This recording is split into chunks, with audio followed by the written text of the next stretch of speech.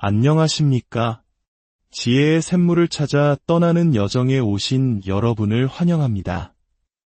오늘 우리는 신앙의 여정 속에서 때때로 마주하게 되는 깊은 영적 침체에 관한 이야기를 나누고자 합니다. 처음에 뜨거웠던 열정은 어디로 사라지고 왜 우리의 영혼은 때로 깊은 잠에 빠진 듯 무기력해지는 것일까요? 본격적인 이야기에 앞서 잠시 여러분의 도움이 필요합니다. 만약 이 시간이 여러분의 마음에 작은 울림이나 위로를 준다면 좋아요와 공유를 통해 이 말씀을 다른 이들에게도 전해주십시오.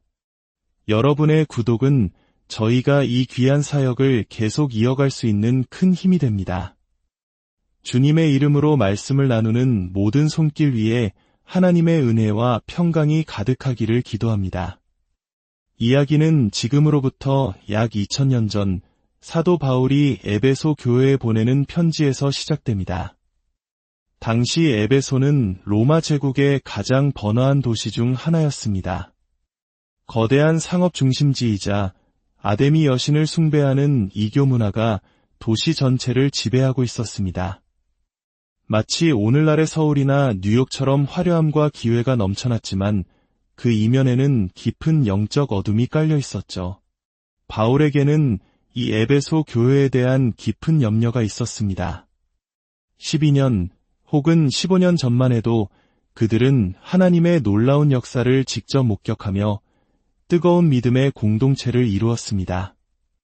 그들은 세상의 부와 안락함을 버리고 예수를 따르기로 결단했고 그들의 삶은 어두운 도시에 빛을 비추는 등대와도 같았습니다. 하지만 시간이 흐른 지금 바울의 눈에 비친 그들의 모습은 충격적이었습니다. 믿지 않는 사람들이 아니라 바로 그 그리스도인들이 마치 죽은 사람처럼 깊은 잠에 빠져 있었던 것입니다. 그래서 바울은 에베소서 5장 13절과 14절에 이렇게 기록합니다. 그러나 책망을 받는 모든 것은 빛으로 말미암아 드러나나니 드러나는 것마다 빛이니라. 그러므로 이르시기를 잠자는 자여 깨어서 죽은 자들 가운데서 일어나라. 그리스도께서 너에게 비추이시리라 하셨느니라. 바울은 이사야서의 말씀을 인용하며 간절하게 외치고 있습니다. 잠자는 자여, 깨어나라. 죽음과 같은 잠에서 일어나라. 여기서 우리가 주목해야 할 가장 중요한 사실은 이 외침이 교회를 향하고 있다는 것입니다. 세상 사람들을 향한 전도의 메시지가 아니라 한때 뜨거웠던 믿음을 가졌던 신앙인들을 향한 경고이자 사랑의 권면입니다. 사실 이것은 놀라운 일이 아닙니다. 성경의 역사를 보면 하나님의 백성들은 끊임없이 영적인 잠에 빠지곤 했습니다. 하나님을 향해 나아가기보다 세상으로 뒷걸음질치고 세상의 달콤한 속삭임에 넘어가 스르르 잠이 들곤 했습니다. 그렇다면 무엇이 우리를 이토록 깊은 영적 잠에 빠지게 만드는 것일까요? 오늘 우리는 그 3가지 주된 원인에 대해 깊이 묵상해보고자 합니다. 첫째는 속임수라는 마취제이고, 둘째는 뿌리 내리지 못함이며, 셋째는 세상의 염려와 재물의 유혹이라는 숨막히는 올가미입니다. 첫 번째, 속임수라는 마취제에 대해 이야기해 보겠습니다. 우리의 신앙은 하나님께서 이 세상을 어떻게 창조하셨는지에 대한 믿음에서 출발합니다. 창세기 2장을 보면 하나님께서는 삼위일체의 사랑 안에서 그 능력으로 이 세상을 창조하시고 사람을 만드셨습니다. 그리고 그를 에덴이라는 완벽한 동산에 두시며 이렇게 말씀하셨습니다. 여호와 하나님이 그 사람을 이끌어 에덴 동산에 두어 그것을 경작하며 지키게 하시고 그에게 명하여 이르시되 동산 각종 나무의 열매는 내가 임의로 먹되 선악을 알게 하는 나무의 열매는 먹지 말라 내가 먹는 날에는 반드시 죽으리라 하시니라. 상상해 보십시오. 부끄러움도 숨길 것도 없는 순수한 상태의 인간에게 하나님께서는 얼마나 너그럽고 풍성한 복을 주셨습니까? 이 모든 것이 너의 것이다. 이 모든 나무의 열매를 마음껏 즐겨라. 단 하나, 저 나무의 열매만은 먹지 말아라. 그것은 너를 죽음에 이르게 할 것이다. 이 명령은 제한이 아니라 사랑에서 비롯된 보호였습니다. 그런데 창세기 3장의 사탄이 뱀의 모습으로 등장합니다. 사탄의 전략을 유심히 보십시오. 그는 여자에게 다가가 이 열매를 먹어봐 정말 맛있어 라고 직접적으로 유혹하지 않습니다. 그것은 너무 얕은 수입니다. 대신 그는 하나님의 성품 자체를 공격합니다. 뱀이 여자에게 물어 이르되 하나님이 참으로 너희에게 동산 모든 나무의 열매를 먹지 말라 하시더냐. 하나님의 너그럽고 풍성한 약속이 순식간에 뱀의 질문 하나로 편협하고 인색한 제안으로 둔갑합니다.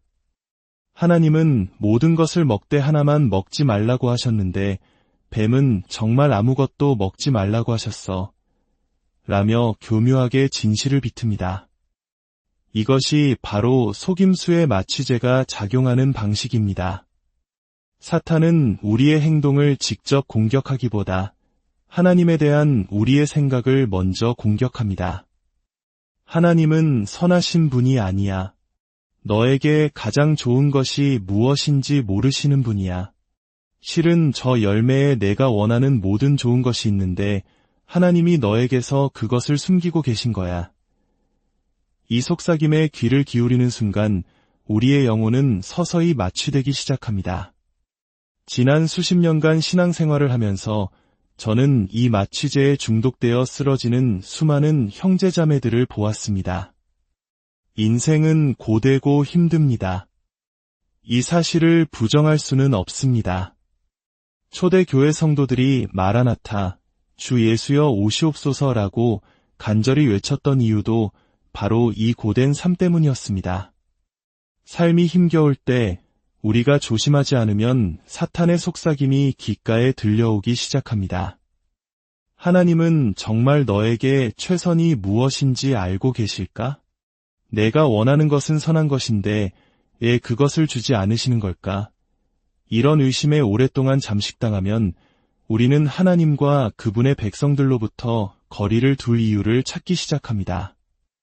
어떤 이들은 성경의 아주 지엽적인 신학적 문제에 집착하며 논쟁을 벌입니다. 그것은 구원의 본질과는 아무 상관없는 문제이지만 마치 그것이 신앙의 전부인 약 물고 늘어집니다. 하나님이 정말 그러셨다면 하며 하나님을 비난하기 시작합니다. 마치 자신이 재판관이 되어 하나님을 피고석에 세우려는 듯 말입니다. 그러다 결국 그들은 교회를 떠나고 맙니다. 사탄은 결코 서두르지 않습니다. 너무 빠르게 다가오면 우리가 그를 알아챌 테니까요. 그는 아주 천천히 예수님에게 고정되어 있던 우리의 시선을 세상의 다른 것들로 돌려놓습니다. 하나님의 선하심과 은혜를 의심하게 만듭니다. 그렇게 우리는 100부터 숫자를 거꾸로 세듯 서서히 깊은 잠에 빠져듭니다. 우리가 잠들어 있는 한 사탄은 굳이 우리를 파괴할 필요도 없습니다. 두 번째로 우리를 잠들게 하는 것은 뿌리 내리지 못함입니다. 예수님께서는 마태복음 13장에서 씨 뿌리는 자의 비유를 말씀해 주셨습니다. 그중 돌밭에 떨어진 씨앗에 대한 이야기는 우리에게 많은 것을 시사합니다. 돌밭에 뿌려졌다는 것은 말씀을 듣고 즉시 기쁨으로 받되 그 속에 뿌리가 없어 잠시 견디다가 말씀으로 말미암아 환난이나 박해가 일어날 때에 곧 넘어지는 자요. 혹시 이런 경험이 있으십니까? 대학 시절 수련회에서 혹은 청소년부 여름 캠프의 마지막 날밤 뜨거운 눈물을 흘리며 하나님께 삶을 드리겠다고 고백했던 순간 말입니다. 마치 온 세상이 변한 것 같고 주님을 위해 모든 것을 할 수 있을 것 같았던 그 벅찬 감격. 하지만 그 감격 이후에 아무것도 하지 않았다면 우리의 믿음은 감정에만 의존하는 뿌리 없는 신앙이 되고 맙니다. 찬양을 들으며 억지로 감정을 끌어올리려 애쓰지만 그것은 일시적인 해결책일 뿐입니다. 예수님께서는 폭풍우 속에서도 굳건히 서 있는 집은 변덕스러운 모래가 아닌 단단한 반석 위에 지어졌다고 말씀하셨습니다. 뿌리 없는 신앙은 환난의 날에 하나님을 원망하고 경멸하게 만듭니다. 하나님은 나에게 빚을 지셨어. 왜 나에게 이런 고통을 주시는 거야? 라며 분노합니다. 하지만 반석 위에 깊이 뿌리내린 신앙은 다릅니다. 환난의 날에 하나님을 원망하는 대신 그분의 도우심과 공급하심에 더욱 의지합니다. 하나님은 우리에게 고통이 없을 것이라고 약속하지 않으셨습니다. 대신 그 고통 속에서 우리와 함께 하시겠다고 약속하셨습니다. C.S. 루이스는 이렇게 말했습니다. 하나님을 의지하는 것은 이전에 아무것도 한 것이 없는 것처럼 매일 아침 새롭게 시작되어야 한다. 어제 믿음으로 승리했습니까? 하나님을 찬양하십시오. 그리고 오늘 다시 일어나 그분과 함께 하루를 시작해야 합니다. 믿음의 여정은 매일매일의 성실함으로 이루어집니다. 아침 5시에 일어나 주방 식탁에서 성경을 펴는 일이 매번 감격적이지는 않을 수 있습니다. 하지만 그 꾸준함 속에서 하나님은 우리가 고난을 견뎌낼 수 있는 힘을 길러주시고 더 깊은 친밀함으로 나아갈 수 있도록 우리의 마음 그릇을 넓혀주십니다.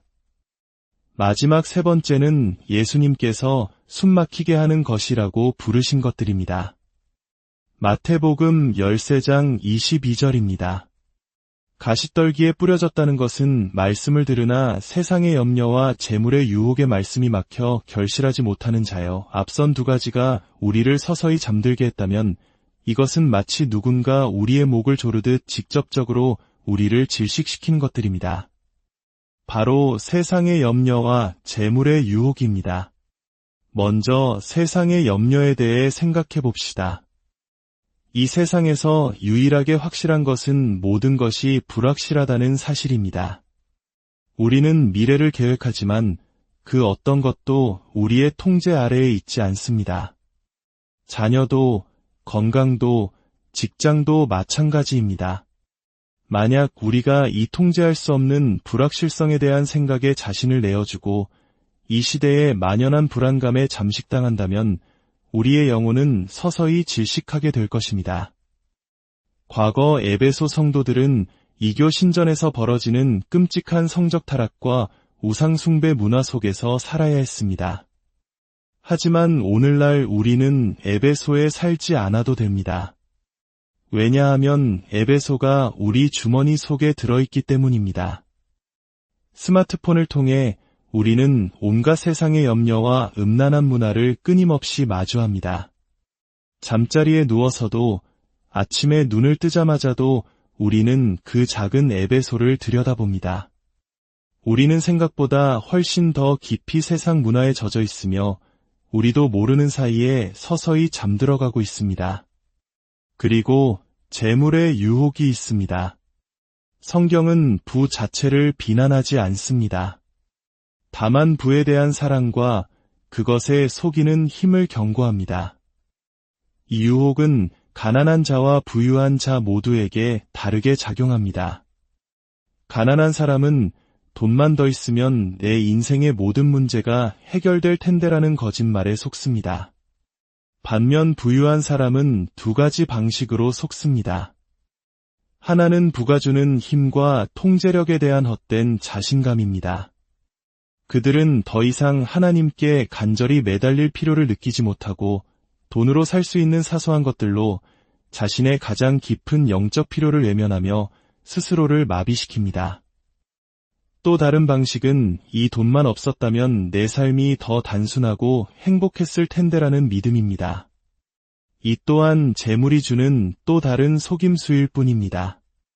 예수님께서는 이 2가지 세상의 염려와 재물의 유혹이 우리의 영혼을 질식시키고 생명력을 앗아가며 결국 우리를 죽은 자처럼 보이게 만들 것이라고 경고하셨습니다.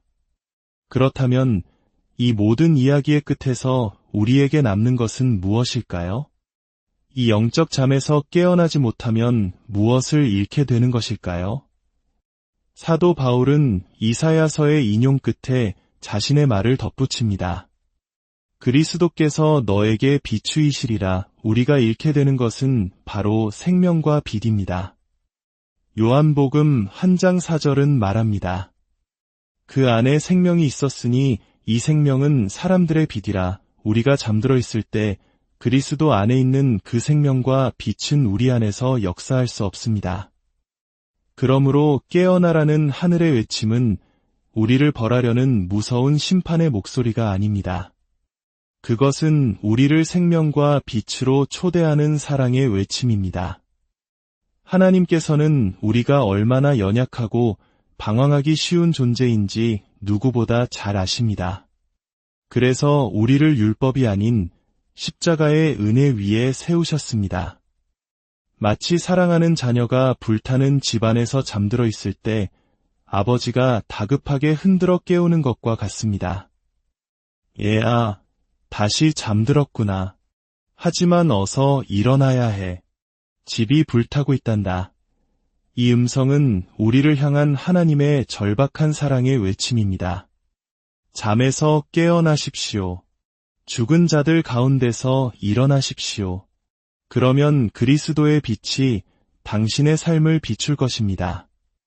그 빛 안에서 참된 생명과 자유를 다시 발견하게 될 것입니다. 오늘 그리스도의 빛이 여러분의 삶 구석구석을 비추어 어떠한 영적 잠에서도 여러분을 깨우시기를 소망합니다. 그분의 말씀 안에서 새로운 힘을 얻고 다시 한번 생명과 빛 가운데 거하는 복된 하루가 되시기를 주님의 이름으로 축원합니다.